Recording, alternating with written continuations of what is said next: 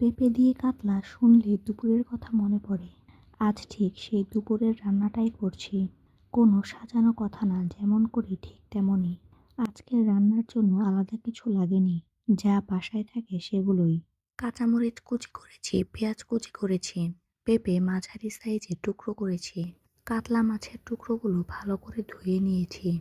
এখন মাছের মধ্যে দিচ্ছি লবণ, হলুদ গুঁড়ো, মরিচ গুঁড়ো। হাত দিয়ে ভালো করে মাখাচ্ছি, চামচ ব্যবহার করছি না। এভাবে মাখালে মশলা মাছের ভেতরে ঢোকে। এখন মাছটা একটু রেস্টে যাবে। এই সময়টা খুব দরকার। তাড়াহুড়ো করলে ঝোলে স্বাদ আসে না। চুলায় প্যান বসালাম, প্যানে তেল দিলাম। তেল ভালোভাবে গরম হওয়া পর্যন্ত অপেক্ষা করছি। তেল গরম হলে প্রথমে মাছগুলো ছাড়ছি। একদম হালকা করে ভাজবো, পুরো ভাজা না।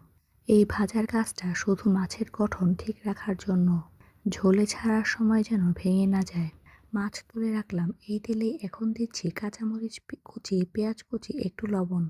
পেঁয়াজটা নরম হওয়া পর্যন্ত ভাজছি, বাদামি করব না। ঝোল পরিষ্কার রাখতে চাই।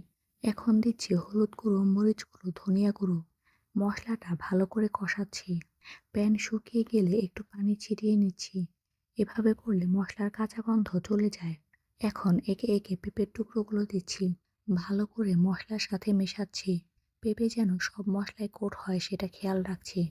এখন ঢাকনা দিয়ে ঢেকে দিলাম, একটু পানি দিয়েছি। এই সময়ে পেঁপে সেদ্ধ হবে। ঢাকনা খুলে দেখছি পেঁপে নরম হয়েছে। এখন পরিমাণ মতো পানি দিচ্ছি। ঝোলের ঘনত্ব নিজের মতো করে ঠিক করছি। এখন মাছগুলো ছাড়ছি, হালকা হাতে নেড়ে দিচ্ছি। চামচ নাড়াচাড়া কম, মাছ ভাঙা যাবে না। আবার ঢাকনা দিলাম, মাঝারি আঁচে রান্না হচ্ছে। ঝোল ধীরে ধীরে গাঢ় হচ্ছে। মশলা আর মাছ একসাথে বসে গেছে। ঢাকনা খুললাম, ঝোল ঠিক যেরকম চাইছিলাম সেরকমই। এবার চুলা বন্ধ করলাম।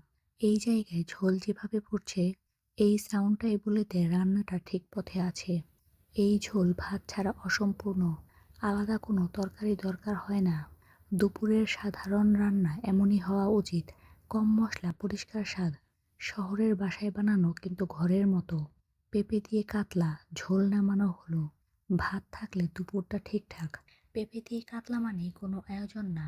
চুপচাপ বসে ভাতের প্লেট সামনে টানা। প্রথম গ্রাসে বোঝা যায় ঝোলটা বেশি কথা বলতে চায় না।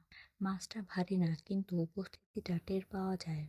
পেঁপে নরম হয়ে ঝোলের সাথে মিশে গেছে। আলাদা করে চোখে পড়ে না। খেতে খেতে হঠাৎ মনে হয় আজ আর কিছু লাগবে না। ভাত একটু বেশি নেওয়া উচিত ছিল, এমন আফসোস আসে। ঝোলটা মুখে গেলে আলাদা করে ভাবতে হয় না। খেতে ইচ্ছে করে।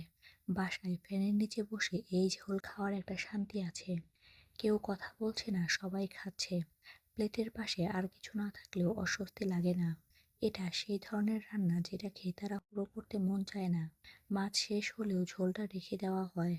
ভাতের শেষ অংশটা ঝোল দিয়ে মেখে খাওয়ার জন্য। বেশি ঝাল না, তাই খাওয়ার মাঝে পানি খুঁজতে হয় না।